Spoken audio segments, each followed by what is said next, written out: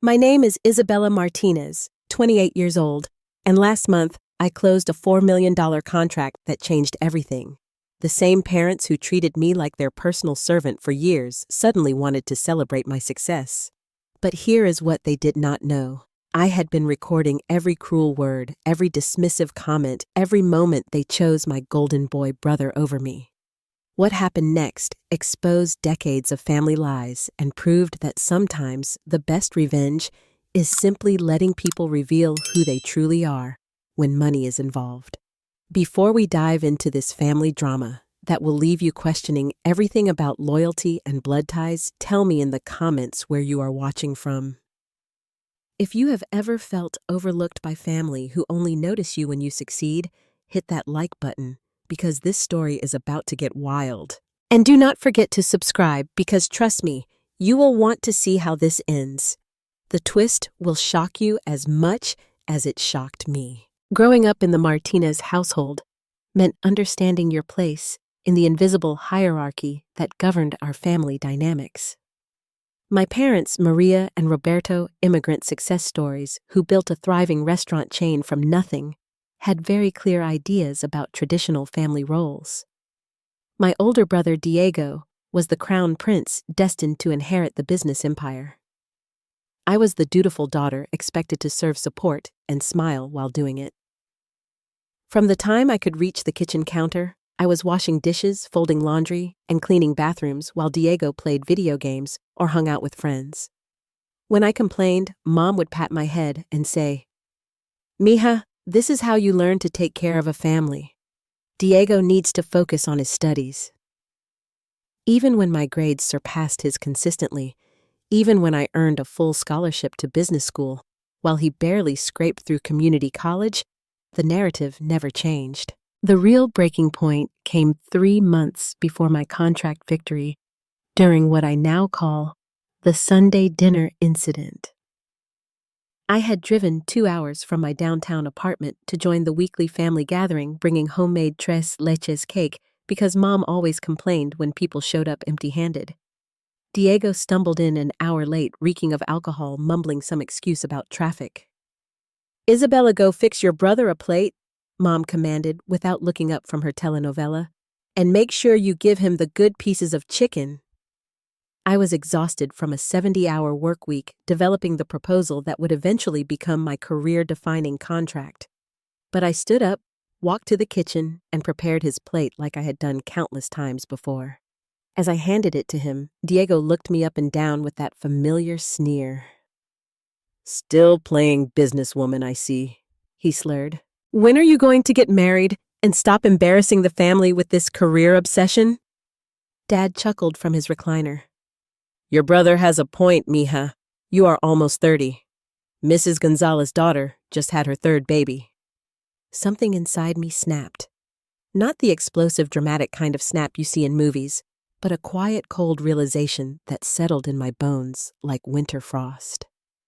I excused myself to the bathroom and pulled out my phone, opening the voice recording app I typically used for work meetings. From that moment forward, I documented everything. Every dismissive comment about my career, every time they asked me to serve Diego while he contributed nothing, every family gathering where my achievements were glossed over while his minor accomplishments were celebrated like Nobel Prize wins. The recordings revealed patterns I had normalized over decades. When I announced my promotion to senior account executive, Mom's response was, "That is nice, dear. Can you help me plan Diego birthday party?" When I told them about the potential $4 million client, Dad actually laughed and said, "Do not get your hopes up, mija. Companies that big do not work with little girls." But the most damaging recording happened 2 weeks before my contract presentation. I had arrived early for Sunday dinner, letting myself in with my key as usual.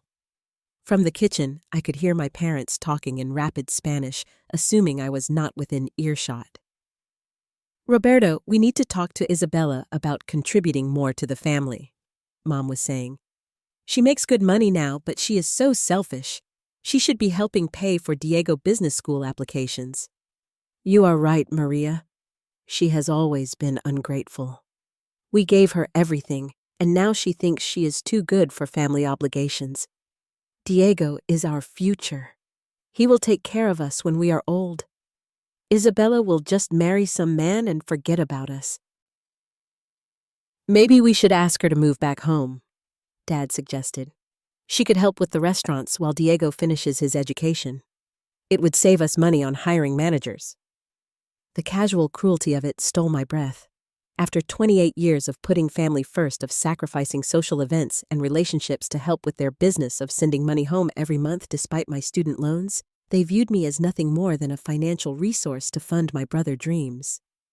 I continued recording their conversation as they planned how to manipulate me into giving up my apartment, my independence, and my career trajectory to become their live-in help, while bankrolling Diego continued failure to launch. They discussed it like a business transaction, weighing the pros and cons of different approaches to convince me. That night, I went home and created a secure folder on my laptop labeled Family Documentation. Every recording, every text message demanding I drop my plans to help with family obligations, every photo of me working while Diego lounged around during family events. It all went into that folder. I did not plan revenge initially. I simply wanted proof that I was not crazy, that the gaslighting and manipulation I felt were real.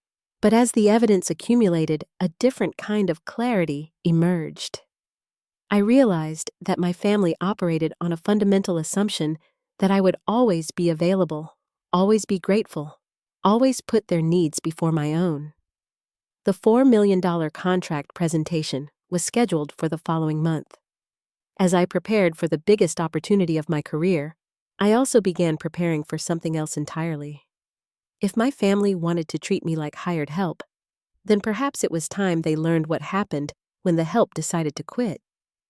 The beauty of documentation is that it reveals truth in its purest form. No memory lapses, no emotional reinterpretation, no gaslighting about what was really said or meant.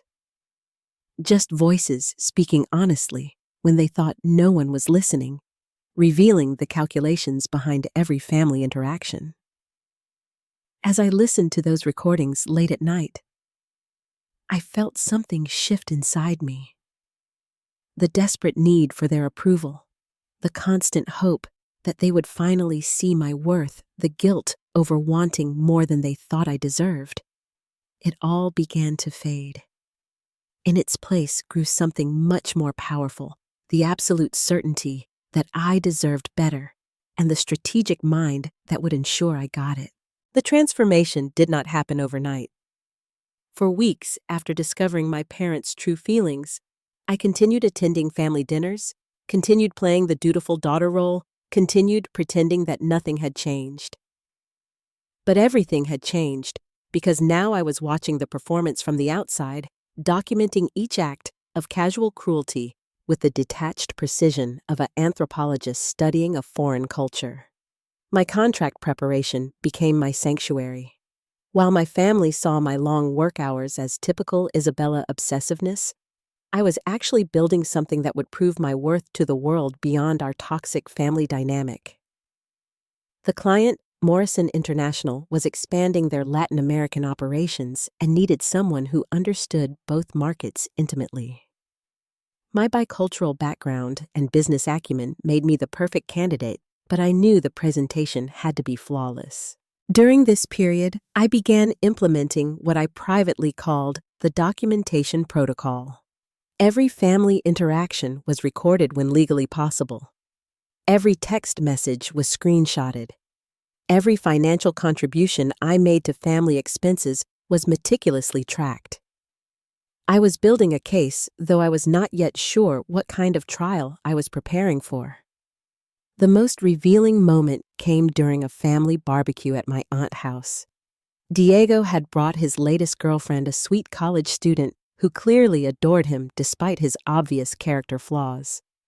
As we sat around the patio table, the conversation turned to future plans.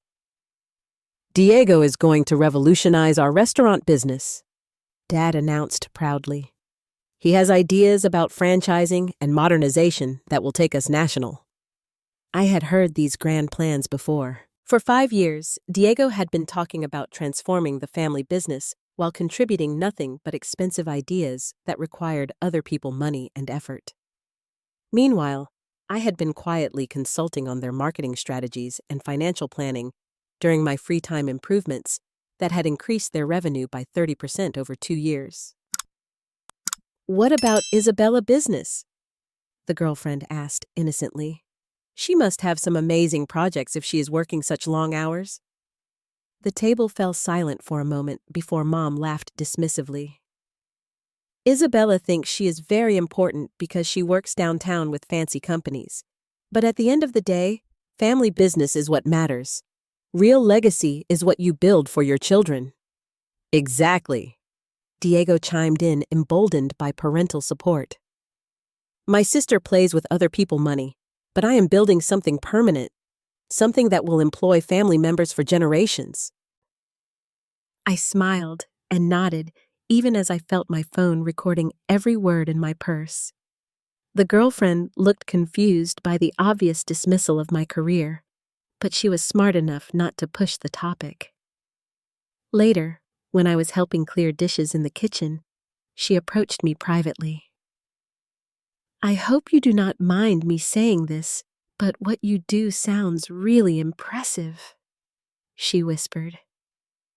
"Diego talks about your success all the time when you are not around. He says you are brilliant." This revelation stunned me.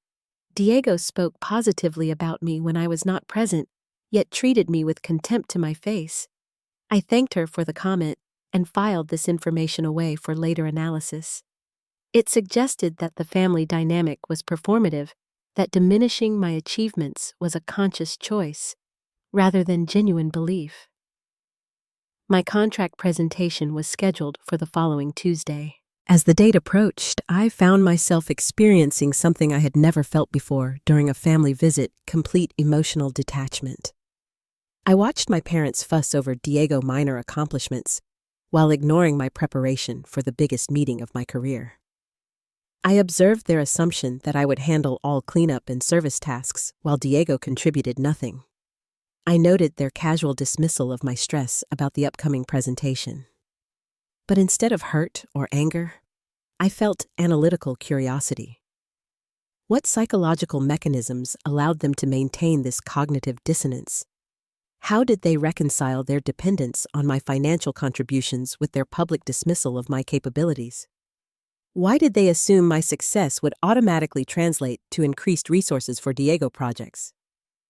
The Sunday before my presentation, Mom made an announcement that crystallized everything perfectly. "Isabella, your father and I have been talking. After you finish this project you are working on, we think you should take a break from the corporate world. Diego needs help developing his business plan, and we could use your experience." "It would be temporary," Dad added quickly. "Just until Diego gets established. You could move back home, save money, and really contribute to the family legacy." I asked clarifying questions with genuine curiosity, as if considering their proposal seriously. How long did they envision this arrangement lasting? What kind of compensation did they have in mind for my consulting work? How would this affect my career trajectory and financial independence? Their answers revealed the true scope of their expectations. They wanted me to abandon my career and indefinitely work for free while depleting my savings and essentially become Diego unpaid business manager while they retained all ownership and decision-making authority. In their minds, this was a generous offer because it would allow me to be useful to the family in a meaningful way. As I drove home that night, I realized that my family had created a narrative about my role that was fundamentally incompatible with my identity as an independent adult. They had invested so heavily in Diego as the family heir that acknowledging my success would require admitting their own poor judgment and favoritism. The recording from that evening captured something remarkable: my parents discussing their relief that I would finally come home and stop playing career woman. They genuinely believed they were offering me a better life by asking me to sacrifice my independence for Diego benefit. That night, I made 2 important phone calls. The first was to a family law attorney, not because I planned to sue anyone, but because I wanted to understand my legal obligations and rights regarding family financial contributions. The second was to my mentor at work, confirming that our backup strategy for the Morrison presentation was solid. I was not planning to sabotage myself or my career for dramatic effect. But I was preparing for the possibility that achieving my professional goals might require severing toxic family ties. If my success threatened their comfortable family dynamics, then they needed to understand that I was no longer willing to make myself smaller to accommodate their limitations. The next morning, I woke up feeling lighter than I had in years. The constant anxiety about disappointing my family had been replaced by calm determination. I was going to excel in that presentation, not to prove anything to them, but to prove everything to myself. The Morrison International presentation took place on a Tuesday morning that felt charged with possibility. I had spent weeks preparing not just the business proposal, but also anticipating every possible question, objection, and scenario. My team and I walked into their downtown headquarters with the confidence that comes from thorough preparation and genuine expertise. The presentation lasted 3 hours. We covered market analysis, implementation timelines, cultural considerations, and projected returns on investment. The Morrison executives asked probing questions that demonstrated they were seriously considering our proposal, not just going through the motions of due diligence. When James Morrison, the chief executive officer himself, started discussing specific launch dates and partnership structures, I knew we had them. "Miss Martinez," he said as we concluded the formal presentation, "your understanding of both the American and Latin American markets is exactly what we need for this expansion. Your proposal demonstrates the kind of strategic thinking that builds lasting business relationships." 3 days later, I received the call that changed everything. Morrison International was not just accepting our proposal. They were expanding it. The initial $4 million contract had grown to include additional markets and extended timelines. My company was ecstatic, and I was immediately promoted to Vice President of International Development. But the real validation came from an unexpected source. James Morrison himself called me personally to discuss the partnership details, and during that conversation, he said something that I would remember forever. "Isabella, I have been in business for 30 years, and I can usually tell within the first 10 minutes whether someone has what it takes to succeed at this level. You have something special. Not just intelligence, but the kind of strategic vision that creates lasting success. Whatever family raised you should be incredibly proud." I thanked him professionally, but inside, I felt a bitter irony that he would never understand. The family that raised me had spent decades convincing me that I was not capable of exactly this kind of success. That evening, I called my parents to share the news. I was curious about their reaction now that the abstract concept of my big presentation had become concrete financial success. $4 million, Mom repeated slowly. "You personally made $4 million. The contract is worth $4 million to my company," I explained patiently. "My commission and bonus will be substantial, plus the promotion comes with a significant salary increase." There was a long pause before Dad spoke. "That is wonderful, mija. We are very proud of you." But something in his tone felt calculated rather than spontaneous. Within minutes, the conversation shifted to family finances. Diego needed money for his latest business school application fees. The restaurant needed new equipment. They were considering expanding to a second location, but needed capital for startup costs. I listened to their wish list with growing amazement. 20 minutes after learning about my success, they were already planning how to spend my increased income on family projects. Not celebrating my achievement, not asking about my new responsibilities, but calculating my enhanced value as a family ATM. "We should have a celebration dinner this weekend," Mom suggested. "The whole family should hear about your success. Diego will be so proud of his sister." I agreed to the dinner, while privately planning something entirely different. This would be the perfect opportunity to implement what I had started thinking of as the revelation strategy. If my family wanted to celebrate my success publicly, then perhaps it was time they learned exactly what kind of person they had been dismissing all these years. That week, I made several important preparations. First, I consulted with my attorney about recording laws in our state and confirmed that I was legally protected as long as I was participating in the conversations. Second, I reached out to extended family members who had always treated me with more respect than my immediate family did. My cousin Elena, who worked as a social worker and had always questioned our family dynamics, was particularly supportive when I explained what I had been documenting. "Isabella, I have watched this pattern for years," she told me over coffee. "Your parents have never appreciated what you contribute, and Diego has been enabled to the point where he cannot function independently. What I do not understand," I confided, "is why they suddenly want to celebrate me now that I have money, but they never celebrated my education, my promotions, or my independence." Elena laughed bitterly. "Because now you are valuable to their plans for Diego. You are not a daughter who succeeded. You are a resource that became profitable."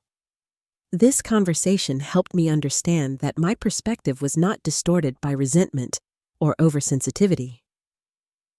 Objective observers had noticed the same patterns I was experiencing. My uncle Roberto, Dad's younger brother, who had always been more progressive in his thinking, provided another crucial perspective. When I mentioned the family dinner celebration, he immediately understood the subtext. "Isabella, your parents have spent so much energy building Diego up that they cannot admit he might not be the business genius they imagine. Acknowledging your success means confronting their own poor judgment about family investment." "But why make it a competition at all?" I asked. "Why could they not just be proud of both of us for different reasons? Because that would require them to admit that their traditional gender expectations were wrong." He replied simply. "They invested their identity as parents in the idea that Diego would be the family success story. Your achievements threaten that narrative." These conversations with extended family members served two important purposes. They confirmed that my perceptions were accurate, and they provided witnesses to the family dynamic that I might need later. If my parents tried to rewrite history or gaslight me about past events, I would have allies who had observed the same patterns. As Saturday approached, I felt a strange combination of nervousness and excitement. I was not planning to create drama or hurt anyone unnecessarily. But I was planning to stop protecting people from the consequences of their own choices and words. Friday evening, Diego called me personally for the first time in months. "Isabella, I heard about your big contract. That is amazing. I always knew you were smart." His enthusiasm sounded genuine, which confused me until he continued. "Listen, I have been working on this business plan, and I could really use someone with your experience to look it over. Mom and Dad think it has potential, but I want professional input." There it was. The real reason for his sudden interest in my success. I agreed to review his business plan while internally noting that he was asking for professional consultation without any mention of compensation. In his mind, family success was communal property to be shared, while family responsibilities fell disproportionately on me. That night, I reviewed the recordings I had collected over the past 2 months. Listening to them in sequence painted a clear picture of a family system that had normalized exploitation disguised as tradition. Every favor asked of me was framed as family obligation, while every achievement I earned was minimized or redirected to serve someone else's agenda. But the most damaging pattern was the casual dismissal of my capabilities and ambitions. Over and over in conversations, they thought I could not hear my parents discuss my career as a temporary phase before I returned to my real role as family supporter. They had never taken my independence seriously because they had never planned to allow it permanently. As I prepared for the celebration dinner that would change everything, I felt something I had never experienced before in relation to my family, complete clarity about who they were and what they valued. The little girl who had spent decades trying to earn their approval was finally gone, replaced by a woman who knew her own worth regardless of their recognition. The stage was set for a confrontation that had been building for 28 years, but this would not be an emotional outburst or desperate plea for validation. This would be a strategic presentation delivered with the same professional competence that had just earned me a $4 million contract. Saturday evening arrived with the crisp clarity that only comes after months of careful planning. I drove to my parents' house carrying a bottle of expensive champagne and a leather portfolio that contained 2 years' worth of documentation. The celebration dinner was scheduled for 6 o'clock, with extended family invited to witness what my parents believed would be my triumphant return to family priorities. The dining room had been decorated with balloons and streamers, more fanfare than I had received for any previous accomplishment. Diego was already there when I arrived, wearing a suit that I suspected my parents had purchased for the occasion. The irony was not lost on me that my success was being used to dress up his presentation. "There is our big success story," Mom announced as I entered, embracing me with more enthusiasm than she had shown in years. "Everyone is so excited to hear about your achievement." The guest list included my Uncle Roberto, cousin Elena, and several family friends who had known me since childhood. As we gathered around the dining table, Dad stood up to make an announcement that I had not expected. "Before we eat, I want to say something about our Isabella." He began, raising his wine glass. "We always knew she was special, always knew she would make us proud. This contract proves that we raised her right, gave her the values and work ethic that create success." I smiled and accepted the applause while internally noting how quickly my individual achievement had become evidence of their parenting success.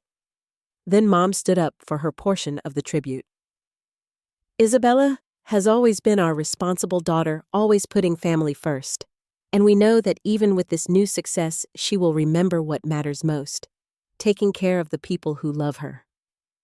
The expectation was clear, even in the celebration. My success was being framed as a family asset rather than a personal achievement, and the speech contained subtle pressure about continued financial obligations. When it was my turn to respond, I stood up with my champagne glass and began what I had been mentally rehearsing for weeks. "Thank you for this beautiful celebration," I said warmly. "It means so much to have family recognition for something I worked so hard to achieve. I want to share some thoughts about family success and what we owe each other." I paused to pull out my phone, opening the voice recording app with deliberate visibility. Over the past few months, I have been thinking deeply about family dynamics and how we treat each other. I have been documenting conversations and interactions because I wanted to understand why I sometimes felt undervalued despite my contributions. The room grew quiet as people realized this was not going to be the gratitude speech they expected. "For example, here is a conversation from 2 weeks ago." I pressed play on a recording of my parents discussing their plan to convince me to move home and financially support Diego business school applications. "Roberto, we need to talk to Isabella about contributing more to the family. She makes good money now, but she is so selfish." "You are right, Maria. She has always been ungrateful. Diego is our future. Isabella will just marry some man and forget about us." The silence that followed was deafening. Mom's face had gone pale while Dad looked between me and the other guests with growing panic. "Isabella, this is not appropriate," Dad said quietly. "We can discuss family matters privately." "Actually, we have been discussing family matters privately for years," I replied calmly. "But those private conversations revealed some interesting perspectives that I think everyone should understand." I played another recording, this one capturing their assumption that my career was a temporary phase before I returned to serving family needs. Then another documenting their casual dismissal of my stress about the Morrison presentation. The fascinating thing, I continued conversationally, is that while you were questioning my gratitude and commitment to family, I have been contributing $500 monthly to household expenses, spending weekends, helping with restaurant operations, and providing free financial consulting that increased your revenue by 30% over 2 years. Elena was staring at my parents with obvious disapproval, while Uncle Roberto looked deeply uncomfortable. Diego had not said a word since the recordings began playing.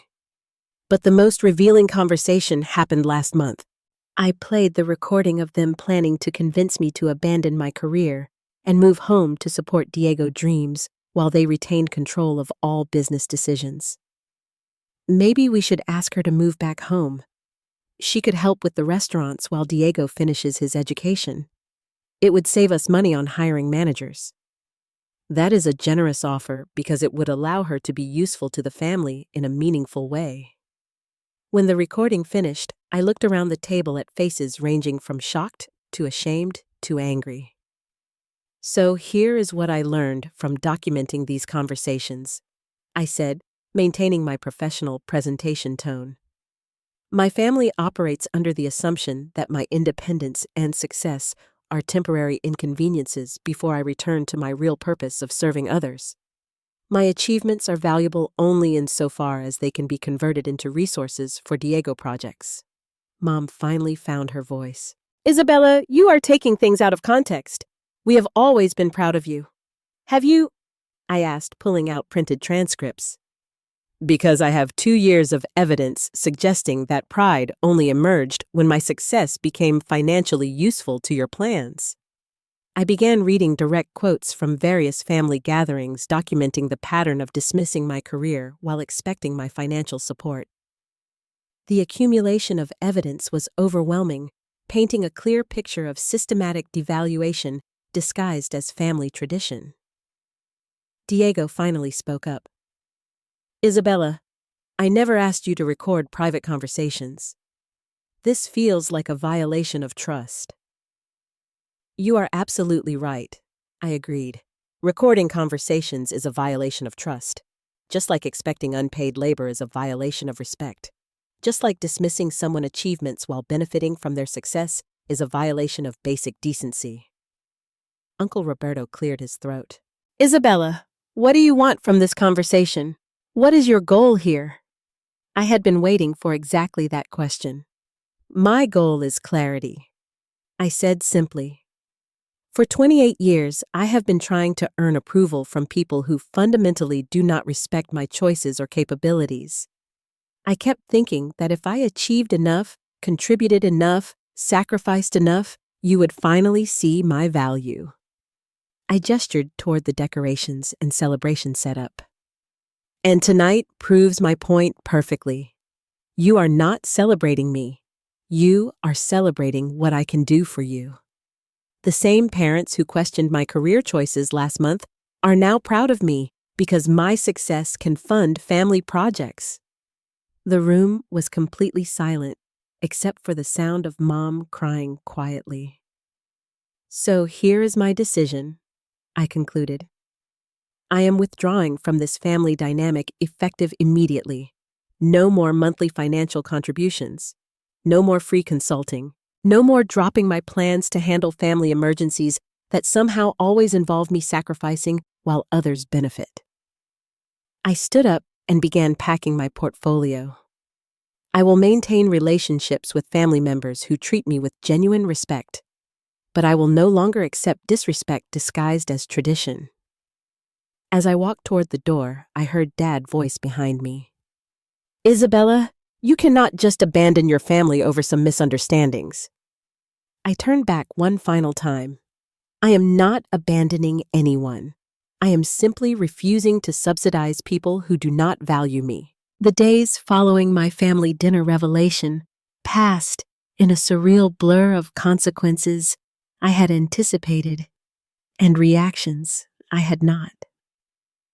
Monday morning brought the first wave of family response, a series of increasingly frantic phone calls and text messages that revealed just how deeply my financial contributions had been integrated into their planning. Mom called first, her voice shaking with what sounded like genuine distress. "Isabella, your father barely slept last night. He is worried that you hate us, that we failed as parents. Can we please talk about this calmly?" But when I agreed to meet for coffee, the conversation quickly revealed that her primary concern was not emotional reconciliation, but financial logistics. Within 10 minutes, she was explaining how my withdrawal of monthly contributions would affect their restaurant expansion timeline and Diego Business School applications. "I understand you are hurt," she said carefully, "but you cannot let your emotions affect the whole family future. Diego has been counting on your support for his education." The phrase hit me like a physical blow. Even in attempting to repair our relationship, she was framing my decision as selfish emotional reactivity rather than a reasonable response to documented mistreatment. The conversation ended when I realized she was not apologizing for their behavior, but negotiating for continued financial access. Dad tried a different approach, calling me at work Wednesday afternoon, with what he clearly intended as a conciliatory gesture. "Isabella, your mother, and I have been talking. We recognize that we may have taken your contributions for granted. What if we formalize the arrangement you could become a partial owner in the restaurant business?" His offer was revealing in its calculation. He was not acknowledging that treating me like unpaid help was wrong. He was proposing to pay me for continued service. The fundamental disrespect remained unchanged, just dressed up in business language. But the most telling response came from Diego himself. Thursday evening, he showed up at my apartment unannounced, clearly having worked himself into righteous indignation. "Isabella, what you did Saturday night was completely out of line," he began before I had even fully opened the door. "Recording private family conversations is illegal and betrays everything our parents taught us about loyalty." I invited him in and offered coffee, curious about how he would frame the situation now that he had had time to process the evidence of how our family actually functioned. "You embarrassed them in front of the entire extended family," he continued. "Uncle Roberto is questioning their parenting. Cousin Elena is acting like they are terrible people. You have damaged their reputation over some perceived slights." The word perceived crystallized everything perfectly. Despite hearing recordings of our parents dismissing my achievements, calculating my usefulness, and planning to derail my career for his benefit, Diego was interpreting their behavior as misunderstood rather than problematic. "Diego," I said calmly, "they were planning to convince me to abandon my career and move home to work for free while funding your business education. How is that a perceived slight?" He looked genuinely confused by the question. "They were offering you a chance to be part of the family legacy instead of working for strangers. That is an honor, not an insult." This response revealed something I had not fully understood before Diego genuinely believed that my independent success was less valuable than serving family interests. He was not consciously manipulating me. He had been raised to see my role as naturally subordinate to his aspirations. "What about my promotion?" I asked. "What about the fact that I just landed a $4 million contract and became Vice President of International Development?" "That is great," he said dismissively. "But companies go out of business. Family businesses last for generations. What you are building with strangers is not permanent like what we could build together." The conversation continued for another hour, but it became clear that we were operating from fundamentally incompatible worldviews. In Diego's mind, my career success was impressive, but ultimately selfish, because it did not directly benefit our family. His understanding of my role had never evolved beyond the childhood dynamic where I served his needs. Meanwhile, the extended family reactions were mixed, but generally supportive of my decision. Uncle Roberto called Friday afternoon to apologize for not speaking up sooner about patterns he had observed for years. "Isabella, I should have said something when you were younger," he admitted. "I watched your parents treat you and Diego differently and told myself it was not my business. But what you revealed Saturday night was not a surprise to anyone who has been paying attention." Cousin Elena was more direct in her support. "I am proud of you for finally standing up to them," she texted. "What you did took courage and it was long overdue." But the most surprising response came from Diego's girlfriend, who called me Sunday evening after spending the weekend listening to his version of events. "Isabella, I hope you do not mind me reaching out," she said hesitantly. "Diego has been telling me his side of what happened, but some things are not adding up. Can I ask you about something?" She had started questioning Diego's stories about family dynamics after witnessing his assumption that I should handle all household tasks during family gatherings. When she asked him why he never helped with dishes or cleanup, his response was that his time was too valuable to waste on domestic tasks. "He told me that your parents treat you both equally, but I have never seen him do anything to help when we visit," she confided. "And when I suggested he could contribute financially to family expenses since he is 26 and living at home, he said that was your job because you make more money." Her observations provided an outside perspective that confirmed my experience while revealing how deeply embedded these patterns had become in my family system. Diego did not see his behavior as problematic because it had been normalized over decades. By the end of that first week, the full impact of my withdrawal became apparent. Without my monthly contributions, my parents faced immediate financial pressure. Without my free consulting, they realized how dependent they had become on my business expertise. Without my automatic compliance with family demands, they confronted the reality that their relationship with me had been fundamentally transactional. The most satisfying vindication came from an unexpected source. James Morrison called me personally the following Monday to discuss expanding our contract even further. During that conversation, he mentioned that he had been researching my background and was impressed by my trajectory. "Isabella, companies our size succeed because we recognize and develop exceptional talent," he told me. "I want you to know that we see your potential for executive leadership. Have you ever considered relocating to oversee our international division?" As I hung up from that call, I realized that the same week my family was panicking about losing access to my resources, the professional world was recognizing my value and offering expanded opportunities. The contrast was too perfect to be coincidental. My family had spent so much energy trying to keep me small and available that they had failed to recognize who I was becoming. Now that I was no longer willing to diminish myself for their comfort, they were discovering what they had actually been taking for granted. 6 months later, my life looked completely different in ways I could never have imagined during those dark family dinner recordings. The Morrison International opportunity had evolved into something extraordinary, a transfer to their Singapore headquarters as Director of Asia-Pacific Development, with a salary that made my previous success look modest by comparison.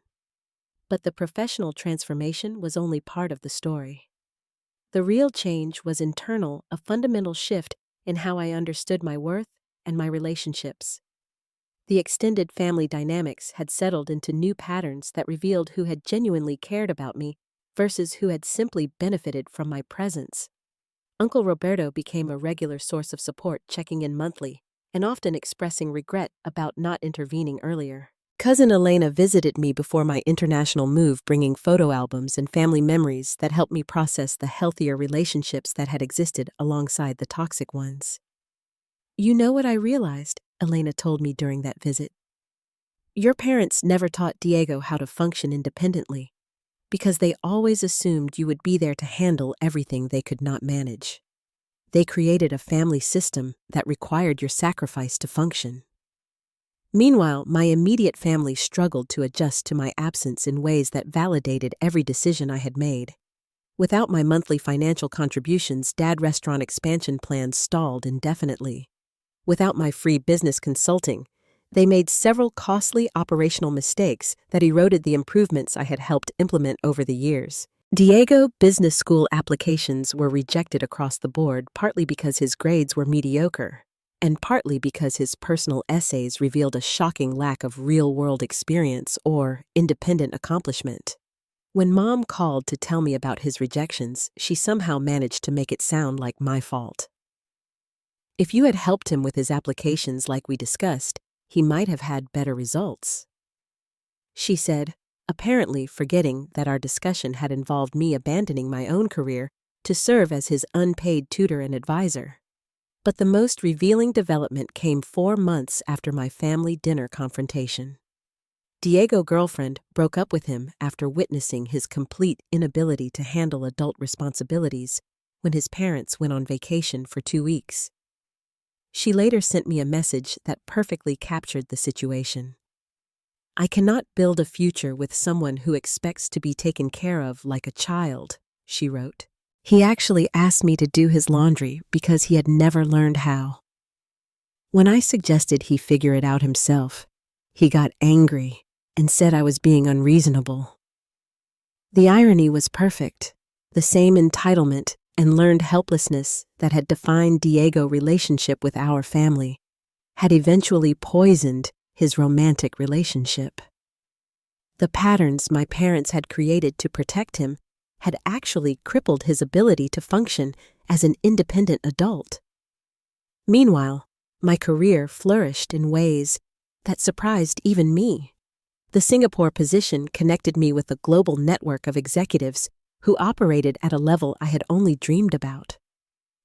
Within 3 months, I was invited to speak at international conferences about cross-cultural business development. My expertise was being recognized on a stage far bigger than anything my family had ever imagined. But the most meaningful vindication came from an unexpected source. James Morrison visited our Singapore office during my 6th month abroad. And during a private dinner, he shared some insight that reframed my entire family experience. "Isabella, I have been observing your leadership style, and I am curious about your background," he said. "You have an unusual combination of humility and confidence that I rarely see in executives your age. You seem to understand how to support others while maintaining clear boundaries."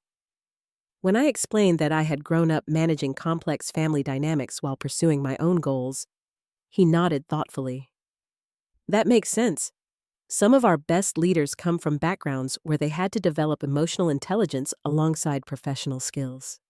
Your family may not have intended it, but they taught you how to navigate difficult personalities while staying focused on your objectives." His perspective helped me understand that my family experience, however painful, had actually developed capabilities that served me well in executive environments.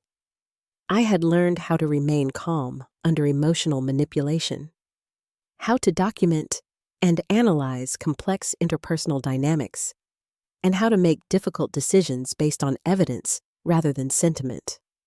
6 months of distance had also provided clarity about which relationships were worth preserving. I maintained regular contact with Uncle Roberto and Elena, relationships that had always been based on mutual respect rather than obligation. But I had not spoken to my parents or Diego since implementing my boundary-setting strategy. That changed when Mom called me 2 weeks before my first anniversary in Singapore. Her tone was different than any conversation we had ever had, subdued in a way that suggested genuine reflection rather than strategic manipulation. "Isabella, I know you probably do not want to hear from me," she began carefully. "But I needed to tell you that your father and I have been in counseling. We are trying to understand how we created such problems in our family." She continued for several minutes, outlining insights they had gained about favoritism, gender expectations, and emotional manipulation. For the first time in my adult life, she took responsibility for specific behaviors rather than defending their intentions. "We realize now that we treated you like you existed to serve our plans rather than supporting your own dreams," she admitted. "And we understand why you needed to protect yourself from that dynamic." The conversation lasted an hour, covering years of accumulated hurt and misunderstanding. By the end, we had established a foundation for potentially rebuilding our relationship based on mutual respect rather than family obligation.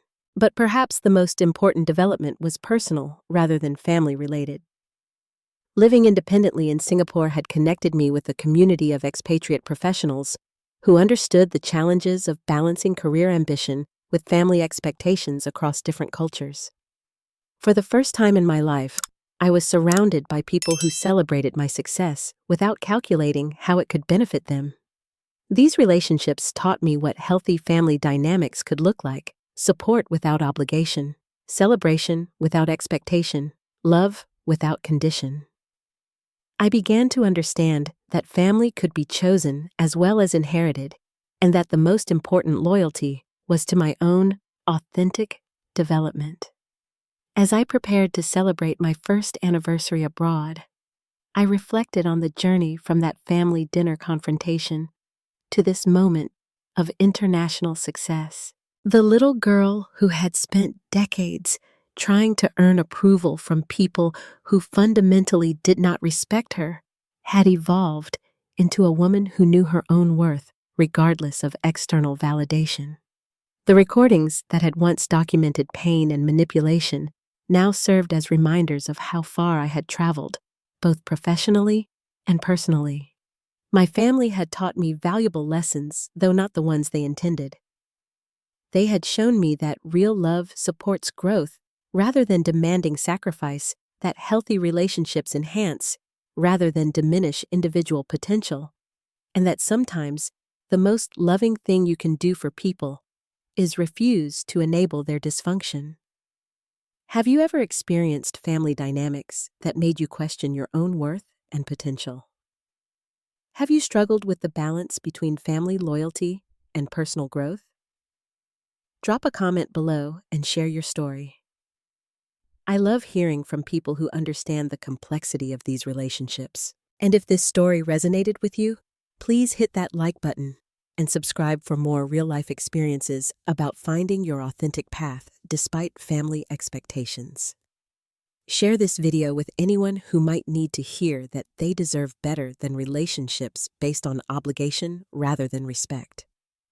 Thank you for joining me on this journey, and remember that sometimes the most courageous thing you can do is choose to value yourself enough to demand better treatment. Your dreams matter. Your success belongs to you, and family that truly loves you will celebrate your growth rather than trying to limit it.